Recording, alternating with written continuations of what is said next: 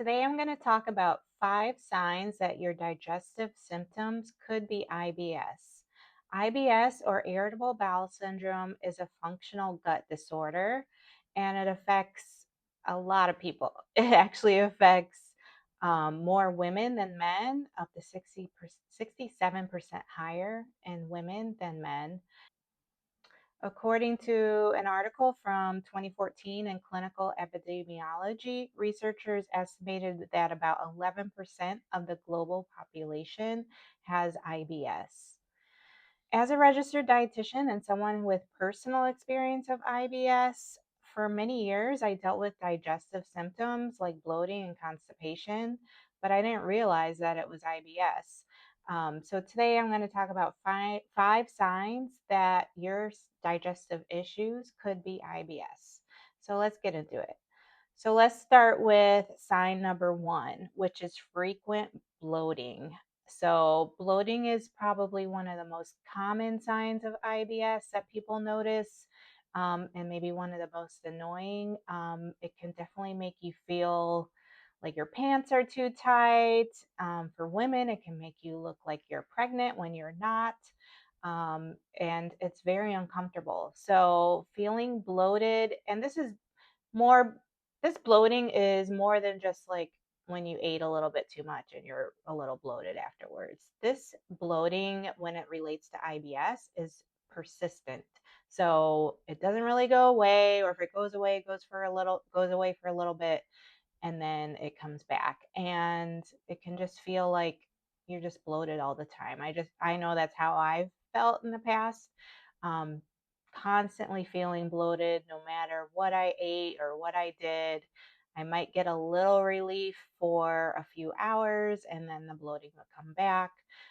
So definitely one of the signs of IBS is bloating. And I should mention that you definitely need to speak with your doctor, or a qualified physician, a gastroenterologist who can actually diagnose you with IBS. So even this video is for educational purposes. Just remember that, but you do need to go to your doctor to actually get diagnosed with IBS. Okay, now that we're done with that, sign number 2. Sign number 2 that you may have IBS is that you have unpredictable bowel movements. This can be constipation or diarrhea or both. So there are 3 subtypes of IBS. There's IBS with constipation, or IBS-C, IBS with diarrhea, or IBS-D, or there's IBS mixed, or IBS-M. So the IBS-M is where you get both diarrhea and also constipation. So if you're having these unpredictable bowel movements, just seemingly out of nowhere for no, particular rhyme or reason, this could mean that you have IBS. So personally, I have dealt with mostly IBS-C, IBS with constipation. Um, but in the past, when I first started having digestive issues, I did have a mix of both. But over the years, as I got more into perimenopause, I did actually go more towards the constipation, so the IBS-C. So definitely take notice of how your bowel movements are, and then this may be a sign that you have IBS. Okay, sign number 3, you feel worse after eating healthy foods. Now, you may wonder why. Why would you feel worse after eating healthy foods?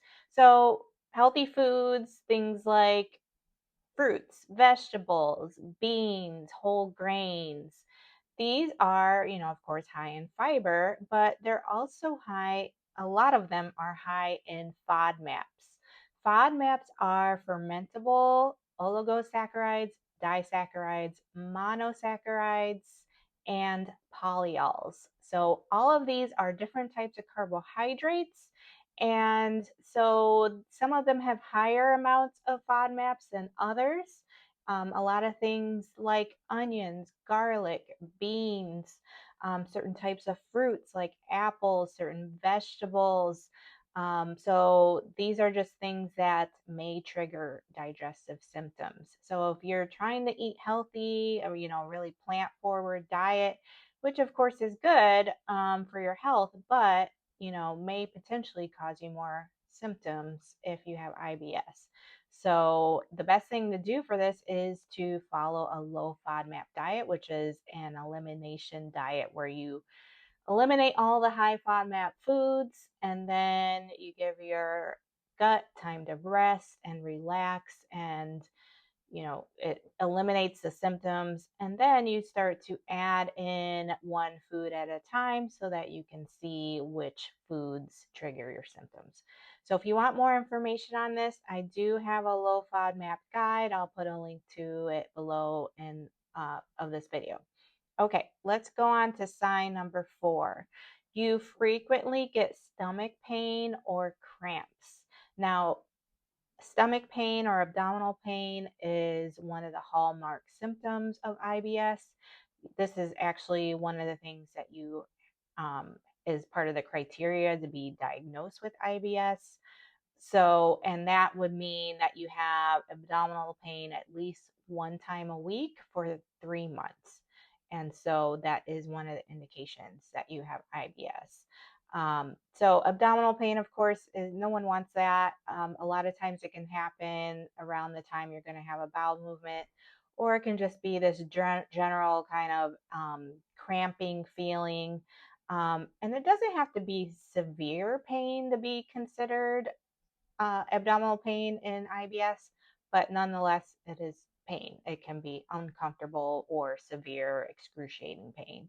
I have dealt with this, of course, since I do have IBS. My pain level sometimes would be very severe, or sometimes it would just kind of be this like tight, kind of dull, cramping feeling. But of course, when you find out what your trigger foods are or your trigger symptoms are, then you can alleviate this pain. So that's one of the things that, of course, you want to do because no one wants to be in pain. All right, sign number 5.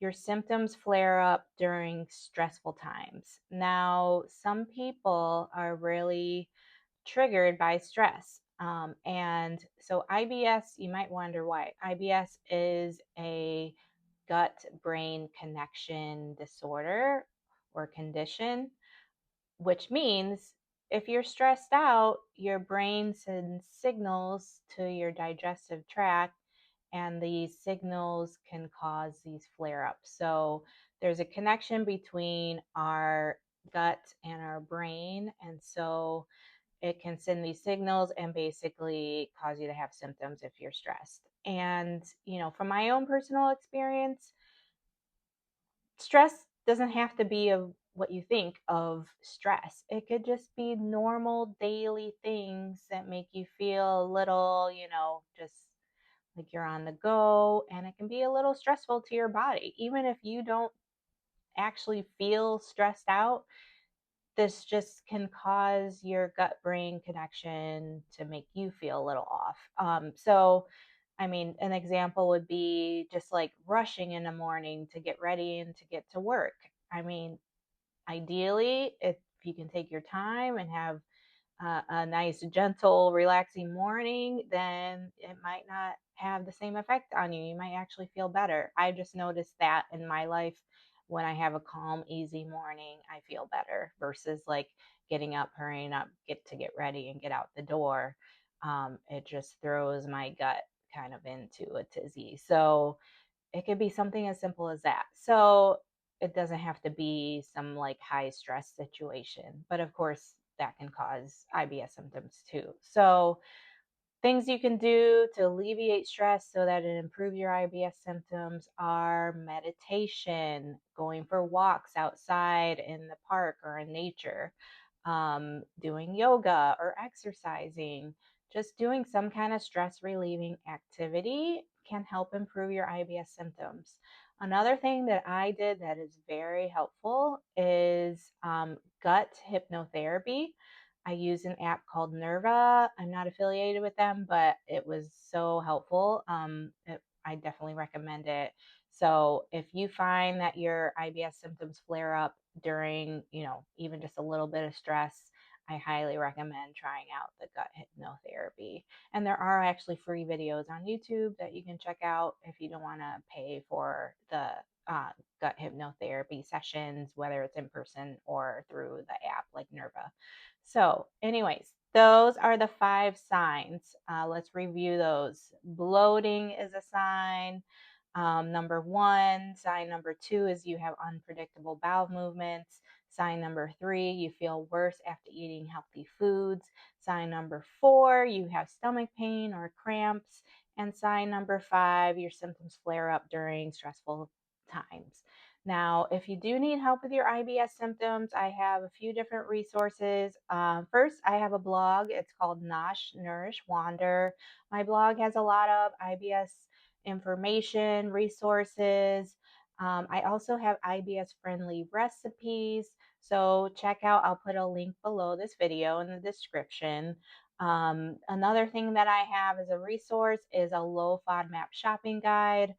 So if you've never tried the low FODMAP diet, you don't really know where to start. I did create a low FODMAP shopping guide, which has obviously low FODMAP food. So you just take the list to the grocery store, and then you don't have to worry about wondering if it's low FODMAP or not. Just choose off the list, and everything you choose will be low FODMAP. The other thing that I have is a IBS quick start guide. This guide has everything laid out for you. It has what foods to cut out from your diet, especially the ones that are typically the high FODMAP triggers for most people, and some swaps for those. It has a meal plan, a 1 week meal plan, and with a shopping list included. And it just has a lot of different tips and tricks. So check out that. I'll put a link to that below the video as well. So, all right, this is great. Let me know if you have any questions. Just feel free to add those to the comments section. I do come out with new videos as often as I'm able. So definitely subscribe so that you can get notified when the next video comes out. And like I said, just check out all the resources that I have. All right. Thank you. I'll see you in the next one.